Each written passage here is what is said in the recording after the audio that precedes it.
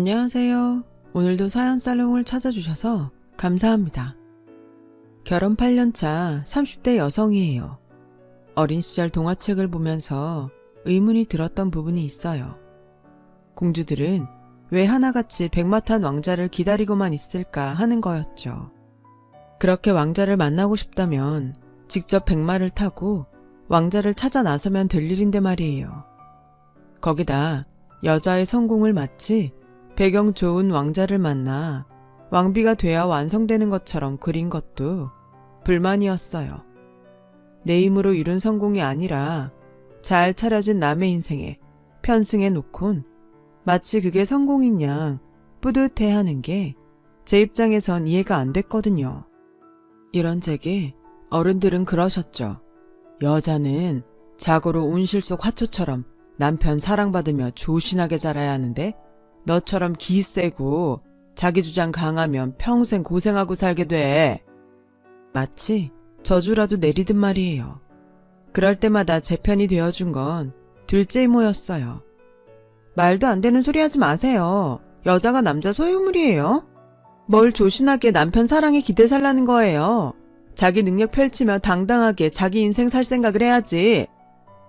그럴 때마다 어른들은 말하셨죠. 그러니 네가 결혼을 못했지.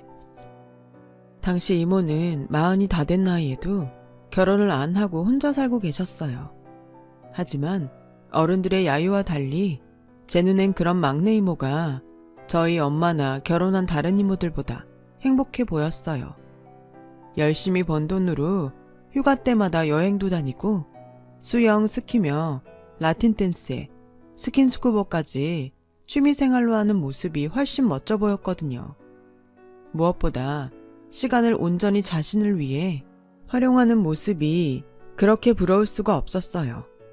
남편과 자식 때문에 정작 자신의 삶을 돌보기 힘들었던 엄마나 주변의 기혼 여성들과 달랐으니까요.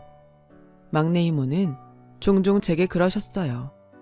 인생은 속도가 아니라 방향이야. 남들과 같은 길로 빨리 간다고 네가 행복해지는 건 아니거든. 어떤 방향으로 가는지에 따라 내 삶의 행복이 결정되는 거야. 그러니까 남들처럼 사는데 급급하지 말고 네가 어떤 방식으로 살 건지 진지하게 생각해보고 살아.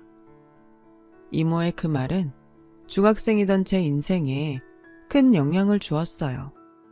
안 그래도 남들과 다른 길을 가는 걸 실패자나 패배자가 되는 것처럼 치부해서 원치 않음에도 남들과 같은 길로 가길 강요받는 게 불편했거든요. 그러던 차에 내 생각을 지지해주는 아군을 만난 것 같아서 든든했어요. 물론 저희 엄마는 제가 이모처럼 될까봐 걱정하셨지만요. 그날 이후 저는 제 인생을 나답게 사는 게 뭔지 고민하며 살게 됐어요. 남들이 한다고 해서 무작정 따라할 게 아니라 내 성향에 맞는지 그걸 해서 내가 정말 행복할지를 먼저 생각하고 행동하게 되었죠. 그런 상황이 반복되다 보니 어느새 대학생이 될 무렵부터는 어느 정도 제 인생에 대한 방향이 잡혀갔고 약간의 확신도 생겼던 것 같아요. 그리고 그 무렵 한 남자를 알게 됐죠. 지금의 제 남편 말이에요. 같은 과 동기였던 그는 저와는 달리 부드러운 사람이었지만 내심 자신만의 스타일이 확고한 사람이었어요. 다만 성격이 강하지 않아서 겉으로 잘 드러나지 않을 뿐이었죠. 제가 보기에 남편은 온화한 성격 탓에 자신보다 타인의 감정을 먼저 배려해주느라 주변 사람들한테 상처받는 것 같았어요. 사람들은 되게 배려심 많은 사람한테 막대하는 경향이 있잖아요. 착하고 거절 잘 못하면 호구로 보고 이용하려는 나쁜 습관이요. 반면 저처럼 성격도 강하고 섣불리 건드렸다간 뼈도 못 추릴 것 같은 사람한테는 뒤에서 욕을 할지언정 앞에서는 함부로 못하고요. 그런 면에서 남편은 피해자였어요. 공동과제를 할 때도 팀원들은 늘상 남편한테 힘들고 시간 많이 잡아먹는 일과 자기들 몫까지 시키곤 했어요. 저라면 참지 않고 균등하게 과제를 배분하자고 따질 텐데 남편은 알고도 묵묵히 받아들이더군요. 그 모습이 딱하기도 하고 한심하기도 해서 하루는 남편한테 따져 물었어요. 공동과제라 조원이 모두 같은 점수를 받는데 왜 네가 다른 사람들 몫까지 떠맡아서 하니? 억울하지도 않아? 애들이 그러자고 해도 싫다고 해야지. 넌 입도 없냐? 왜 싫다고 말을 못해? 자기 일을 떠넘기는 애들도 나쁘지만 매번 이런 상황을 받아들이는 너도 잘못이야. 그러니 애들이 너를 호구로 알고 더 부려먹는 거 아니냐고. 나도 모르게 화를 내버렸지 뭐예요. 그러자 남편이 빙그레 웃으며 조용히 제게 그러더라고요. 팀원 5명 중에 알바하는 사람이랑 너랑 나를 제외하고 3명이야. 걔들은 시간이 부족할 것 같아서 가급적 시간이 많은 내가 조금 더 해도 되겠다고 생각했어. 친구끼리 그 정도 처지는 봐줄 수도 있는 거잖아. 그럼 알바도 안 하는 내 몫까지 네가 더하는 이유는 뭔데? 그러자 남편 얼굴이 붉어졌어요. 그리고는 수줍게 말하더군요. 그야 네가 힘든 걸 보느니 내가 대신하는 게 마음 편하니까 그렇지. 그게 말이 되냐? 네가 내 부모도 아니고 왜 나 힘든 것까지 따져? 혹시 너 나 좋아하냐? 그저 별 뜻 없이 던진 말이었는데 이어진 남편의 말에 깜짝 놀랐어요. 몰랐어? 나 너 좋아한 지 오래됐어. 맙소사. 전 정말 몰랐거든요. 생각지 못한 남편의 대답에 저는 그만 말문이 막혀버렸어요. 그동안 제 자신의 감정에만 충실했지 타인의 마음을 들여다볼 생각은 못하고 살았거든요. 그런데 남편의 고백을 듣고 보니 그제야 그동안 남편이 했던 행동들이 퍼즐 조각처럼 맞아 들어가더라고요. 시험철에 자리 잡기 힘든 도서관에 매번 자리가 났다고 저를 불렀던 것과 제가 보고 싶어 했던 영화에 공짜표가 생겼다고 저를 불러냈던 일 등 그동안 눈치를 못 챈 제가 이상할 정도였죠.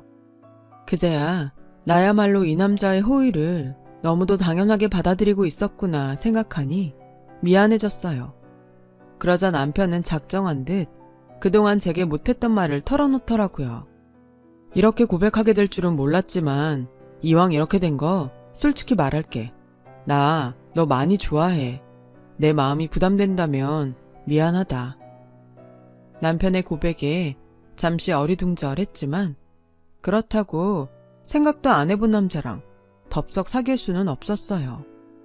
그래서 거절했죠. 마음은 고맙게 받겠지만 난 너한테 이성으로서 관심이 없다고 말이죠. 의외로 남편은 제 뜻을 의연하게 받아들였어요. 그리고는 제 뜻을 존중한다며 알겠다고 하더라고요. 그날 이후 남편은 전과 다를 바 없이 저를 친구로서 대해주었어요. 그런데 저는 그게 안 되더라고요. 멀리서 남편이 걸어오기만 해도 마음이 쓰이고 남편이 다른 여자들과 함께 있으면 불안하고 자꾸 짜증이 났어요. 매일 봐왔던 남편 얼굴이 자꾸 잘생겨 보이기도 하고 남편이 곁에 없으면 허전하고 그랬어요. 하루는 이모랑 점심을 먹으면서 이 얘기를 했더니 이모가 그러더라고요. 뭘 고민해. 그 친구한테 가서 좋아한다고 고백하면 되지. 이모, 나 걔랑 그런 사이 아니거든. 그냥 걔가 나 좋아한다니까 신경이 쓰여서 그런 것뿐이야. 고백? 말도 안 돼. 고백은 무슨. 말은 그렇게 했지만 찔리긴 했어요. 감춰둔 제 마음을 대번에 들킨 것 같아서 쑥스럽기도 했고요. 그런데 겨울방학을 앞둔 어느 날 남편한테 문자가 왔지 뭐예요. 학교 앞 포프집에서 만나자고요. 그래, 한국 사람은 삼세판이지. 한번 거절당했다고 물러나면 쓰나. 이번에 고백받으면 못 이기는 척 그냥 받아줘야겠다. 1월 심산으로 저는 한껏 꾸미고 약속 장소를 향했어요. 그런데 뭐? 군대 영장이 나왔다고? 약속 장소에 가보니 과 동기들이 다 모여있더라고요. 남편이 군입대를 앞두고 동기들을 모두 부른 거였죠. 그것도 모르고 저는 김칫국만 퍼마신 꼴이지 뭐예요. 창피한 마음 반, 서운한 마음 반으로 저는 금방 취해버렸어요. 그리고는 구석에 앉아 괜히 남편을 얄궂게 노려봤어요. 때마침 호프집 안에는 김광석의 이등병의 편지가 흘렀고 그 노래 탓인지 눈물이 뚝뚝 떨어졌죠. 혹여 그 모습을 다른 사람들한테 들킬까봐 서둘러 호프집을 나와버렸어요. 그리고는 간다는 말도 않고 그 길로 집으로 돌아와 버렸어요. 그날 이후 며칠을 침대 위에서 비비적대며 지냈어요. 그렇게 한 일주일이 지났을까요? 남편한테 문자가 왔더라고요. 나 지금 훈련소 들어가. 그동안 네 덕분에 행복했다. 아프지 말고 건강하게 잘 지내. 남편의 문자에 참았던 눈물이 쏟아져 내렸어요. 그리곤 이렇게 떠나보내면 안 될 것 같다는 생각이 들었죠. 그래서 연신 눈물을 닦아내며 단문을 보냈는데 하필 이 꼴이 됐지 뭐예요. 나 사실 말 못했지만 너 정말 야해. 이 말 꼭 하고 싶었어. 이런 네가 싫다 정말. 오타 장렬이었어요. 오타를 발견했을 땐 이미 문자가 전송된 후였고 당연히 남편한테는 답장이 오지 않았어요. 결국 저는 남편이 훈련소에 들어가는 마지막 순간까지 남편 가슴에 못을 박은 셈이었죠. 그렇게 우울한 겨울방학이 지나고 2학년이 된 저는 1년간 붙어 다녔던 남편의 빈자리를 새삼 느끼며 자발적 아웃사이더로 살았어요. 제게 말을 거는 친구도 없고 저 역시 누구에게도 말을 걸지 않았어요. 그렇게 시간은 흘러 4학년이 되었어요. 학점 따랴, 취업을 위해 스펙 쌓으랴, 눈코 뜰 새 없이 바쁜 나날이 이어졌고 그러는 사이 남편은 까맣게 잊었어요. 그러다 대기업 인턴 사원 모집 요강을 받으러 과 사무실에 들렀다가 제대한 남편과 만나게 된 거예요. 서로 반가운 표정이었지만 선뜻 먼저 말을 건네지는 못했어요. 아무래도 끝이 좀 그랬으니까요. 그래서 눈인사만 나누고 돌아서려는데 남편이 그러는 거예요. 잘 지냈어? 요즘 취업 때문에 바쁘지? 나 복학했어. 그 말을 듣는데 괜히 화가 나는 거예요. 그래서 나도 모르게 버럭 질렀죠. 그래, 바쁘다. 바빠서 정신이 하나도 없을 정도다. 됐냐? 2년 만에 나타나선 고작 한다는 말이 바쁘냐고? 씩씩대는 저를 보곤 남편은 웃었어요. 그리고는 다정한 목소리로 그러더군요.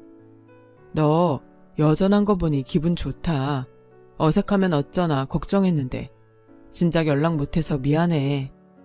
미안하다는 말에 그동안 꽁 했던 마음이 사르르 녹아버렸어요.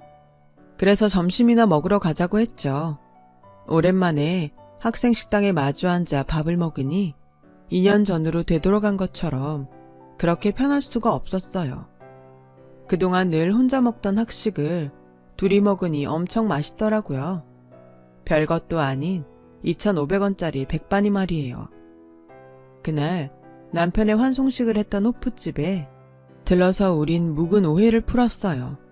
그리고 언제 그랬냐는 듯 다시 절친이 되었고 벚꽃이 캠퍼스에 흩날리던 어느 봄날부터 본격적인 CC가 됐어요.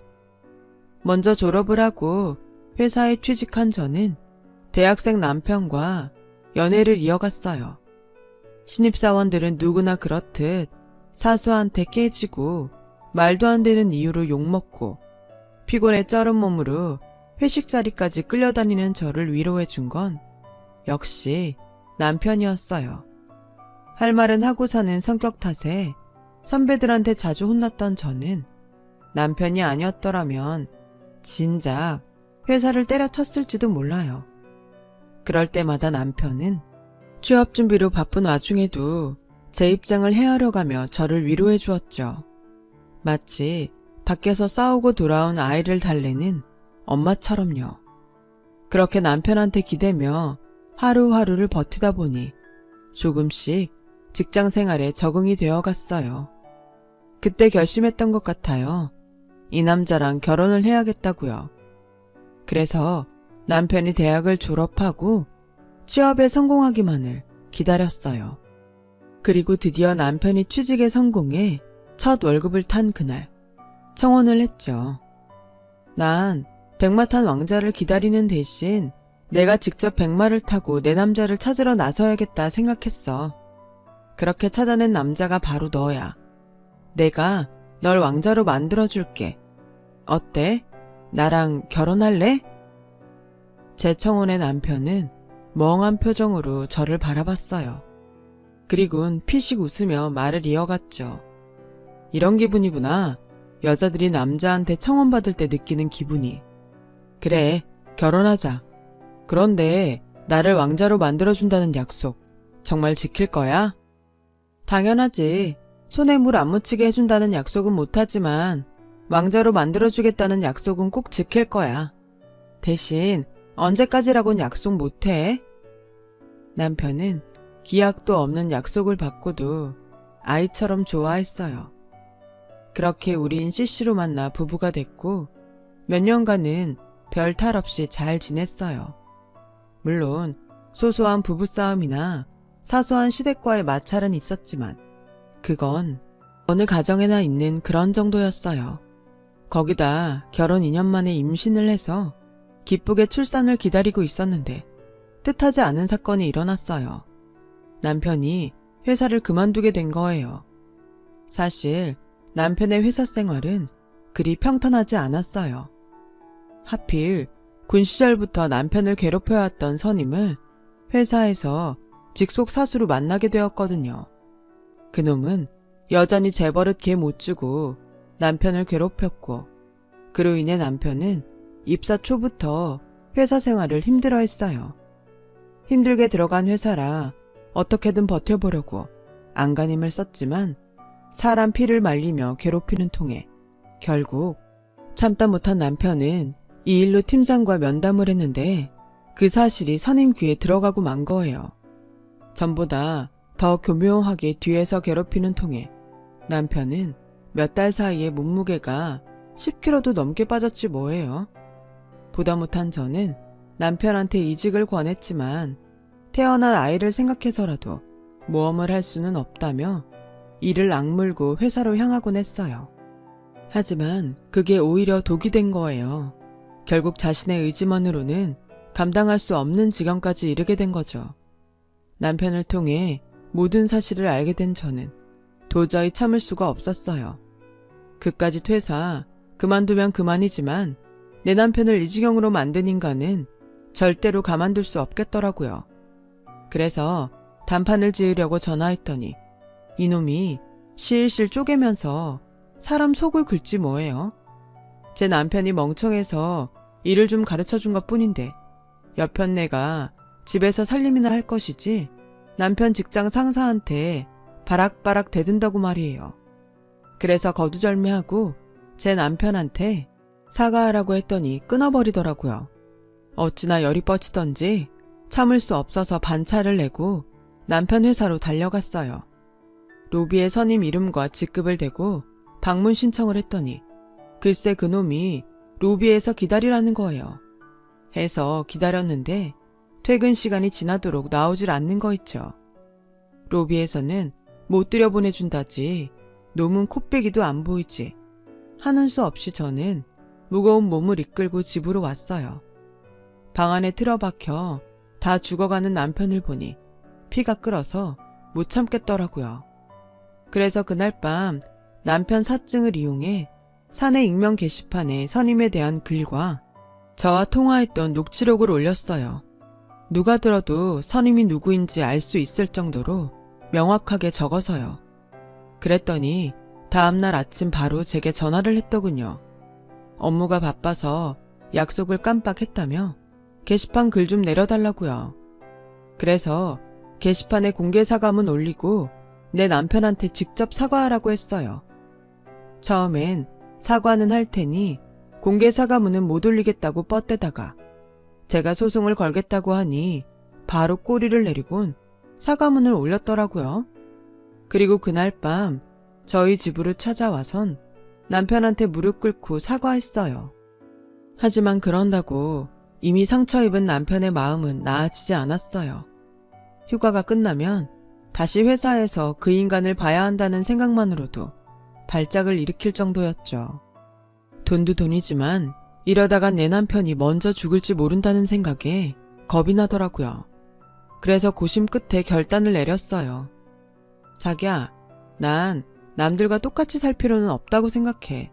남자가 돈 벌어서 가족을 부양해야 한다고 누가 그래? 상황에 따라선 남자가 육아랑 살림을 맡고 여자가 돈을 벌어도 되잖아.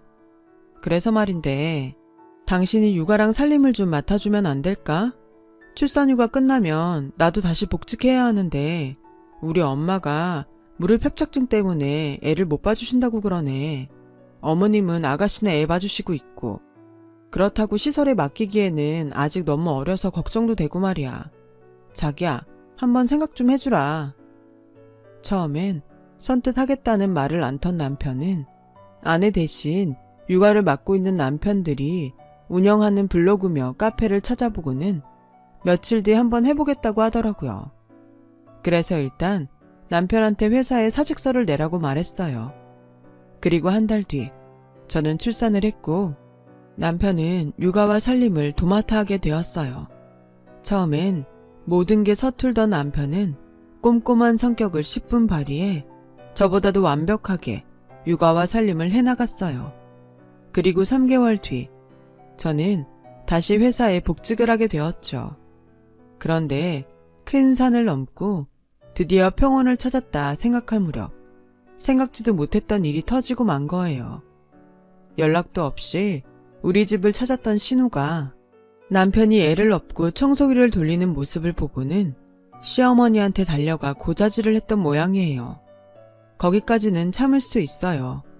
그런데 눈으로 본 상황만 전달한 게 아니라 있지도 않는 말까지 덧붙이는 바람에 시댁에 난리가 났지 뭐예요.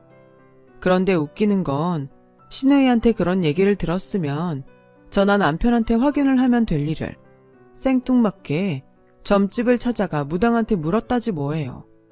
이게 말이나 되는 일인가요?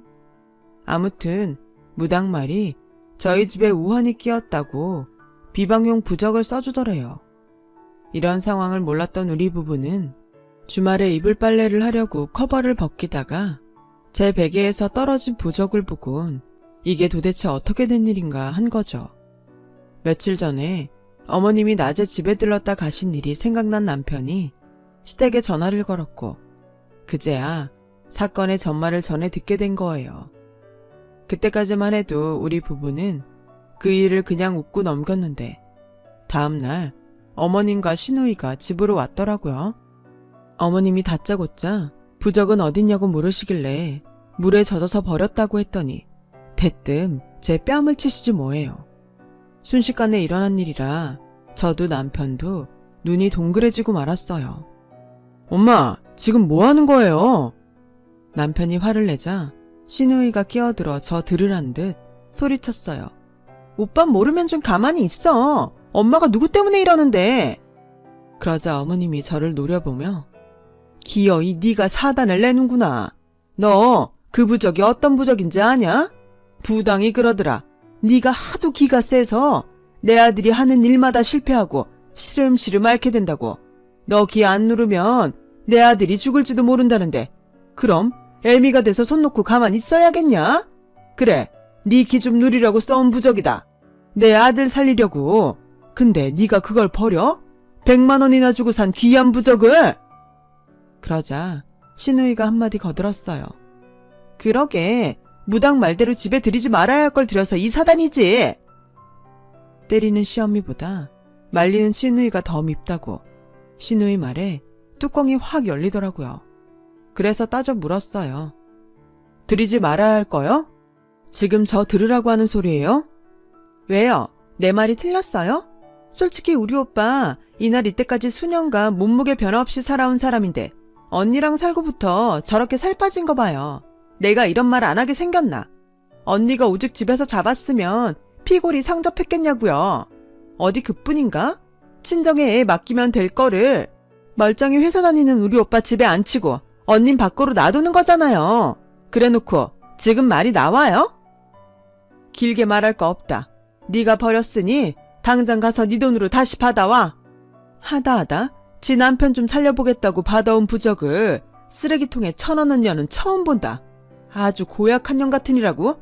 내 손녀가 너 닮을까봐 걱정이다. 더는 못 참겠다 싶어서 한마디 하려는데 남편이 자리를 박차고 일어나 서랍에서 서류 뭉치를 꺼내 바닥에 던졌어요. 자, 보세요. 제 정신과 진단서예요. 제가 회사를 그만둔 이유가 다 적혀 있으니 똑똑히 보시라고요. 이래도 이 사람 탓을 할 수 있는지. 이 사람 기가 세서 제가 이렇게 망가진 거라고요? 웃기지 말라 그래요. 저요, 이 사람 아니었으면 진작에 죽었을 거예요. 다 죽어가는 사람 살려서 멀쩡하게 만든 사람이 바로 이 사람이라고요. 만삭의 몸으로 남편 괴롭힌 직장 상사한테 찾아가서 사과문 쓰게 한 것도 이 사람이고, 그 놈을 내 앞에 무릎 꿇린 사람도 이 사람이고, 회사에서 숨조차 쉴 수 없었던 제게 자기가 벌어서 먹여 살리겠다고 사표 내라고 말해준 사람도 바로 이 사람이라고요.